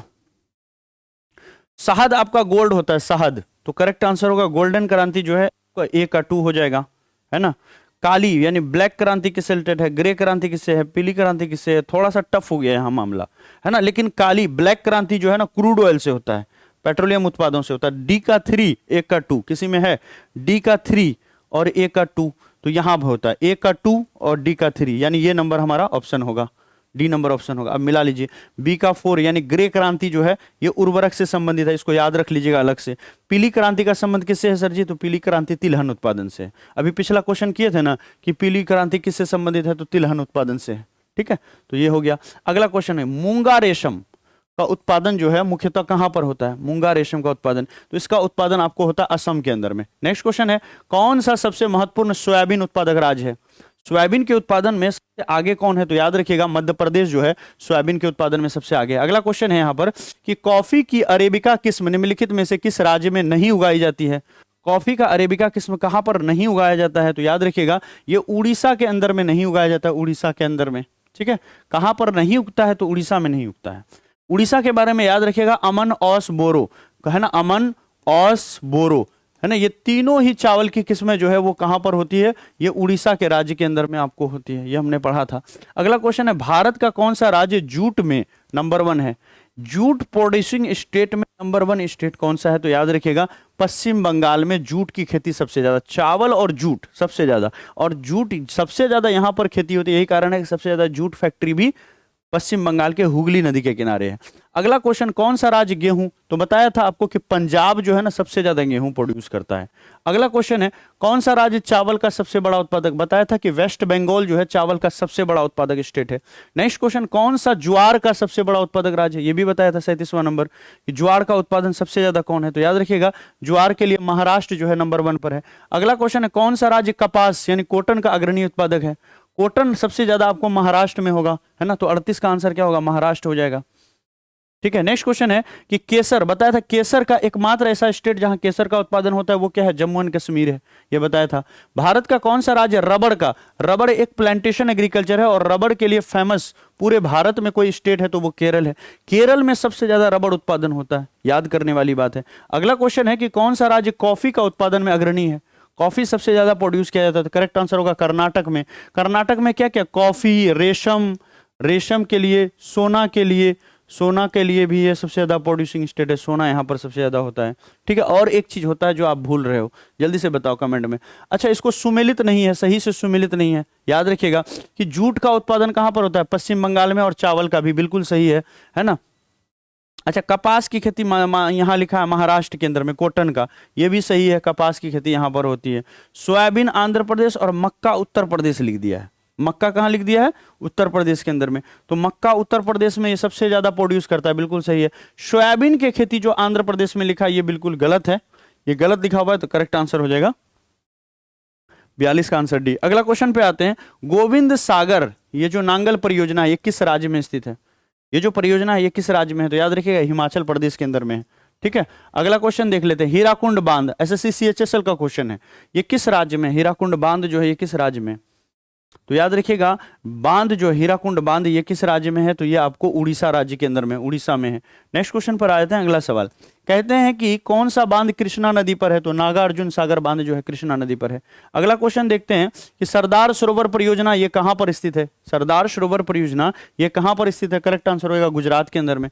नेक्स्ट क्वेश्चन है, यहां पर देखिए सूची 1 सूची 2 को मिलाइए, है ना, कौन सा बांध किस नदी पर है, अभी हम लोगों ने पढ़ा, है ना, अभी हम लोगों ने पढ़ा कि सरदार सरोवर बांध कहां पर है, गुजरात के अंदर में, लेकिन ये नदी पे पूछ रहा है कि कौन से नदी से ये है। ठीक है, तो ध्यान दीजिएगा यहां पर कि ये जो आपको देखिएगा सरदार सरोवर बांध ये आपको किस नदी पर है, नर्मदा नदी पर है ना। उसी तरह से अगर देखिएगा मैत्तूर, मैत्तूर जो है ये कहां पर है, चंबल नदी पर है। हीराकुंड बांध कहां पर मिलेगा, अब यहां 2 ऑप्शन बच गया आपका, महानदी या कावेरी, तो याद रखिए हीराकुंड बांध जो है ये आपको कावेरी नदी पर हो जाएगा, और गांधी सागर बांध जो है ये आपको कहां पर है, ये महानदी पर है। तो इस तरह से आंसर हो जाएगा ए का 4, बी का 2, सी का 3, डी का 1, आंसर हो जाएगा यहां पर 47 का ए नंबर। ठीक है, अच्छा थोड़ा गलत मिला दिया क्या हम लोगों ने इसको, ए का 4 तक सही था, ए का 4 तक सही था, है ना, ए का 4 होगा, ए का 4 होगा, लेकिन आप देखिए यहां पर बी नंबर में, है ना, बी मैत्तूर, चलिए इसके बारे में नहीं जानते अभी, छोड़ देते हैं इसको, है ना, ये किस नदी पर है। लेकिन आगे अगर बढ़े हीराकुंड बांध, तो हीराकुंड बांध तो महानदी पर है ना, यहां पर हमारा गलत हो गया था। तो ए का आंसर क्या हो गया कि सरदार सरोवर बांध कहां पर है, ये नर्मदा नदी पर है, ए का 4 हो गया। सी का क्या होगा 1, तो सी का महानदी में है ना। गांधी सागर की बात करें तो गांधी सागर आपको कहां पर है, तो ये गांधी सागर जो है ये आपको देखने को मिलता है कहां पर, चंबल नदी पर, तो डी का 2 हो गया। तो ए का 4, सी का 1, ए का 4 ये 2 ही जगह पर है तो इन दोनों को काट देते हैं, और सी का 1 निकला है मेरा, किसी में सी का 1 है, यहां पर है, इसमें नहीं है, तो ये भी कट गया। तो करेक्ट आंसर ये हो जाएगा, है ना, करेक्ट आंसर ये हो जाएगा। ध्यान रखिएगा कि सरदार सरोवर बांध जो है ये आपको नर्मदा नदी पर है, एक बार रिवाइज करवा देता हूं। मैत्तूर जो है, मैत्तूर ये आपका कहां पर है, कावेरी नदी पर है। हीराकुंड बांध महानदी पर है, और गांधी सागर बांध जो है ये आपका कहां पर है, चंबल नदी पर है। ठीक है, तो इसको थोड़ा सा याद रखिएगा, थोड़ा टफ क्वेश्चन हो जाता है। हरियाणा का ये क्वेश्चन है, हरियाणा पब्लिक सर्विस कमीशन का। अंगूरा ऊन किससे प्राप्त किया था, ये बड़ा ही बेस्ट क्वेश्चन है, वीवीआई क्वेश्चन हो गया। अंगूरा ऊन किससे प्राप्त करते हैं, तो याद रखिएगा अंगूरा ऊन जो है ये खरगोश से प्राप्त किया था, खरगोश से। ठीक है, पासमीना ऊन किससे प्राप्त करते हैं, तो बकरी से प्राप्त करते हैं। पासमीना जो है, पासमीना ये बकरी से प्राप्त करते हैं, अंगूरा जो है ये खरगोश से, और पासमीना बकरी से। कड़कनाथ जो है एक मुर्गे की किस्म है, कड़कनाथ क्या है, ये मुर्गे की किस्म है, और इसको जीआई टैग मिला हुआ है, ज्योग्राफिकल इंडिकेशन टैग जो है भारत सरकार के द्वारा मिला हुआ है। स्पेशल मुर्गा है ये, आइएगा मजा आएगा। कहते हैं इनमें से कौन मिल्कमैन ऑफ इंडिया के नाम से, किसको मिल्कमैन ऑफ इंडिया जानते हैं, तो याद रखिएगा डॉक्टर वर्गीस कुरियन को मिल्कमैन ऑफ इंडिया कहते हैं। ठीक है, थोड़ा क्वेश्चन फास्ट में इसलिए भगाएगी थोड़ी, ये ऐप वाली क्लास आपको पता है, ऐप पर पढ़ रहे हैं हम लोग, और जो लोग बच्चे यूट्यूब पर देख रहे हैं उनके लिए जानकारी के लिए बता दूं कि ये ऐप पर होने वाली क्लास है, और ये थोड़ा फास्ट लास्ट में इसलिए करना पड़ा क्योंकि दूसरी क्लास का बहुत टाइम हो गया था, वहां पर बच्चे वेट कर रहे थे, तो इसीलिए थोड़ा फास्ट किया, वरना बहुत सुकून से क्लास चलती है ना। और देखा थ्योरी जब पढ़ा दिए और फिर 25 क्वेश्चन तक बड़ा इजी कराया, उसके बाद थोड़ा फास्ट कर दिए क्योंकि बच्चा सब जान ही रहा है, आप लोग सब जानते हो। टाइम थोड़ा कम था तो मैंने सोचा छोड़ दूं या करा दूं, तो मैंने खींच करके सारे प्रश्न दिखा दिए आपको, करा दिए। आगे बढ़ते हैं यहाँ पर, बिहार डीएलएड की कामयाब बैच का ये फ्री डेमो आप यूट्यूब पर देख रहे थे, ठीक है। आप सभी लोगों को नया साल की बहुत बहुत मुबारकबाद। Happy new year to all of you, to your family, है ना। और नया साल आपके लिए कामयाबी लेकर के आए, और आपकी कामयाबी में चार चांद लगाने के लिए कामयाबी आप लाओगे ही। आप खुद से पढ़ करके भी कर सकते हो, बस ड्रीम सेवक और इसकी पूरी टीम कामयाब बैच के अंदर में थोड़ा सा सपोर्ट करेगी आपको, ताकि आप ना, वो एक होता है ना कि चढ़ रहे हैं ऊंचाई पर लेकिन थोड़ा फंस रहे हैं, तो वो फंसने नहीं देंगे। वो जो एक ये होता है ना मन में शंका कि होगा नहीं होगा, वही दुविधा को हम लोग दूर कर रहे हैं कामयाब बैच के अंदर में। वरना आपके अंदर वो कैपेबिलिटीज है, वो क्षमता है कि आप स्वयं जो है ये बिहार डीएलएड जैसे क्या इससे बड़े बड़े एग्जाम को आप निकाल सकते हो। आप में वो क्षमता है, वो पावर है, ठीक है। बस हम लोग आपको हल्का सा सपोर्ट दे रहे हैं, थोड़ा सा धक्का देने का काम कर रहे हैं। ऐसा नहीं कि हमारी वजह से ही आप कामयाब होगे, नहीं। ये कामयाब बैच ही आपको कामयाब करेगी, नहीं। आप अपनी मेहनत से कामयाब होगे। अगर कल को कोई टीचर इंडिया में ना भी पढ़ाए ना, तब भी यहाँ भारत के बच्चों में वो मेहनत है कि वो कर सकते हैं, ठीक है। तो पहले शुरू से हमारा जो गुरु और शिष्य का जो सिस्टम रहा है बहुत स्ट्रांग रहा है, ठीक है। बहुत स्ट्रांग रहा है। जो यहाँ के बच्चे हैं भारत के वो काफ़ी मेहनती हैं, है ना। तो आप कर लोगे, बस हम थोड़ा सा सपोर्ट कर रहे हैं आपको। बस चूंकि ये 5 वर्षों का अनुभव है और सभी से शिक्षक पिछले पिछले 10 वर्ष, 15 वर्ष, 25 वर्ष से अपने अपने सब्जेक्ट को पढ़ा रहे हैं। तो हम लोगों को ये दिखाना है कि कहाँ कहाँ आपको पढ़ना है, किन किन चीज़ों को छोड़ना है, तो कैसे कम समय में तैयारी किया जाए, कैसे किया जाए, ये चीज़ कामयाब बैच के अंदर में फोकस कर रहे हैं। और 160 चैप्टरों का जो नोट्स है ना, ये मार्क्स बूस्टर नोट्स है। अगर मान लेते हैं आपका अगर 60 नंबर आ रहा है ना, तो ये नोट्स और ये कामयाब बैच के अंदर में पढ़ के आप 30 नंबर तक अपना बढ़ा सकते हो। ये मैं गारंटी दूंगा अपनी तरफ से, ठीक है। और टेस्ट सीरीज जो है ना, 11 टेस्ट हैं, इसके अंदर में 4 टेस्ट बढ़ा रहे हैं, 15 टेस्ट इसके अंदर में आपको यहाँ पर डाल रहे हैं। ऑनलाइन टेस्ट सीरीज है जो इसी 499 में शामिल है। ये आपका एसपी नोट्स 160 चैप्टरों के कंप्लीट नोट्स हैं। 2024 और पूछे गए 25 के पूछे गए जितने पीवाईक्यू हैं वो सभी नोट्स के साथ अटैच होंगे, तो वो आपको इसी में मिलने वाले हैं। वो सारे प्रश्न चैप्टर वाइज आप लगा लोगे ना, और जो इंपॉर्टेंट थ्योरीज दिए हुए हैं एक एक पन्ने की थ्योरी, उसको आप लगा लोगे ना, फिर आपका काम झिंगा लाला हो जाएगा। यहाँ पर आपको 100+ मार्क्स लाने से कोई नहीं बचेगा, मतलब कोई नहीं रोकेगा। और लास्ट के कुछ मेरा यूट्यूब पर महामैराथन सेशन होगा, उसको आप देख लीजिएगा, इतना काफी होगा, ठीक है। तो इस तरह से पूरा है ये कामयाब बैच में। सर क्लास कब कब चलती है बता दूं, सुबह 7 बजे चलती है। ये पुराना टाइम टेबल है भाई, यहाँ पर अभी टाइम थोड़ा चेंज हो गया है। रीजनिंग का टाइम जो है 11 AM है, 11 AM। और मैथ जो है अभी आपको ऐप पर जो चल रही है वो 9 बजे से मैथ चल रही है, 9 AM में मैथ चल रही है। साइंस की क्लास में भी थोड़ा सा बदलाव है, तो ये पुराना टाइम टेबल बच्चा ने दे दिया है, इसको आप छोड़ दीजिए, है ना। लेकिन आप कामयाब बैच की पूरी टाइम टेबल आप हमसे मांग लीजिएगा। ये जो नंबर है ना हमारा 906, इस पे व्हाट्सअप मैसेज करके पूछ लीजिएगा, आपको मिल जाएगा, ठीक है। बाकी ये पोआ बैच है। यूट्यूब पर अगर आप पढ़ रहे हो, आपको मन है कि भाई कैसे करें नहीं करें, हम यूट्यूब से ही कर लेंगे, तो यूट्यूब से बिल्कुल कीजिए। आप यूट्यूब पर जो हमारी पोआ बैच आई है फ्री बैच, इसको आप पढ़िए, बिल्कुल फ्री है, कोई पैसा नहीं लगेगा आपको। लेकिन जो PDF आप इसका प्राप्त करेंगे तो मात्र 99 रुपए का गुरु दक्षिणा लगेगा। और कल को ये मन हो जाए कि sir complete notes test series सब कुछ चाहिए और हम कामयाब बैच में जाना चाहते हैं, तो बेशक आप कामयाब बैच में आइए, इसका लाभ भी आपको मिलेगा। पोआ बैच 99 रुपए लेने के बाद इस बैच की फी आपके लिए 99 रुपए कम हो जाएगी। आपको कूपन कोड लगाना है, कि स्पेशल कूपन कोड आप लोगों के पोआ बैच वालों के लिए दे रहा हूँ, पोआ 99। तो 99 तो आपने पोआ में पे किया था, यहाँ सिर्फ और 400 रुपये पे करना है। ये जो फी 499 है ना, तो पोआ वालों के लिए ये 400 हो जाएगा, ठीक है। ये ध्यान रखिएगा। और अगर आपको थोड़ा ट्रस्ट है, बिलीव है, तो आप इधर उधर पोआ वगैरह में दिमाग मत लगाइए, सीधा आप कामयाब बैच पे आइए और यहाँ से पेमेंट करके आप इसको ज्वाइन कर लीजिए। और हम लोगों की क्लास नवंबर से चल रही है, तो बहुत कुछ हम लोग पढ़ा चुके हैं, पीछे से बहुत सारा कंटेंट मिल जाएगा। एक टाइम टेबल बना करके उसको पीछे से कवर करने की कोशिश कीजिए, ठीक है। नोट्स में भी यहाँ पर है कि ड्रीम सेवक लर्निंग ऐप इंस्टॉल कर लीजिए, ये ऐप, और रजिस्टर कर लीजिए। क्या क्या फ्री है, सिलेबस फ्री है, कुछ चैप्टरों के नोट्स फ्री हैं, पेड कोर्स में जाओगे कुछ डेमो वीडियोस फ्री हैं, कुछ नोट्स फ्री हैं। जब सब कुछ देख लीजिए, पसंद आए, लगे कि हम लोग सिस्टम से काम कर रहे हैं, तो 200 का कूपन कोड लगा करके ये बैच जो कामयाब बैच है मात्र 499 में आप परचेज कर लीजिए। एक बार पेमेंट होने के बाद माई कोर्स के नीचे, सबसे नीचे होम के बगल में माई कोर्स इस पे आ जाता है, और यहाँ से आपको टेस्ट सीरीज का ऑप्शन वगैरह मिल जाएगा। दिखाता हूँ आपको, ठीक है। बंदा ने दिया नहीं है, बच्चा ने, है ना, भूल गया। तो इसके अंदर माई कोर्स के अंदर में जाएंगे, यहीं से आपका लाइव क्लास वगैरह सब कुछ चीज़ें यहाँ पर चलेंगी। और ऐसा बच्चा जिसको दिक्कत हो रही है फ़ोन पे गूगल पे नहीं है, तो वो सब इस नंबर पे संपर्क करके व्हाट्सअप पे संपर्क कर लीजिए, स्कैनर वगैरह आपको हम दे देंगे, ठीक है। और ऐप की लिंक इसी वीडियो के नीचे है, या फिर इस नंबर पर भी आप व्हाट्सअप करके लिंक मांग सकते हो, या प्ले स्टोर में जाकर के ड्रीम सेवक सर्च कीजिए ना, जहाँ पर व्हाट्सअप फेसबुक डाउनलोड करते हैं, है ना, वहाँ से आप डाउनलोड कर लीजिए, ये आपको मिल जाएगा, ठीक है। तो थैंक यू सो मच, दिल से धन्यवाद, है ना, इतने अच्छे से पढ़ने के लिए शुरू से अंत तक। आप बहुत बहुत मुबारकबाद। और बाकी ये यूट्यूब पर हम इसको ज़रूर डालेंगे, आप यूट्यूब पर देख रहे हैं ना, तो यूट्यूब वाला जो टाइम टेबल है इसको ज़रूर फॉलो कीजिए। सुबह 8 बजे मैथमेटिक्स की क्लास है, रीजनिंग की क्लास दोपहर 12 बजे, 2 बजे आर के सर, विशाल सर 4 बजे, और 8:30 पर यहाँ पर इफ्तिखार सर यानी मेरी क्लास होगी, है ना। और इस वीडियो को आप अपने दोस्तों में ज़रूर शेयर कीजिएगा। ये 2 नंबर ज़रूर आपका गारंटी है कि बिहार डीएलएड में इस चैप्टर को पढ़ करके आपके जो भी दोस्त मित्र हैं उनका 2 नंबर ज़रूर बढ़ेगा, ठीक है।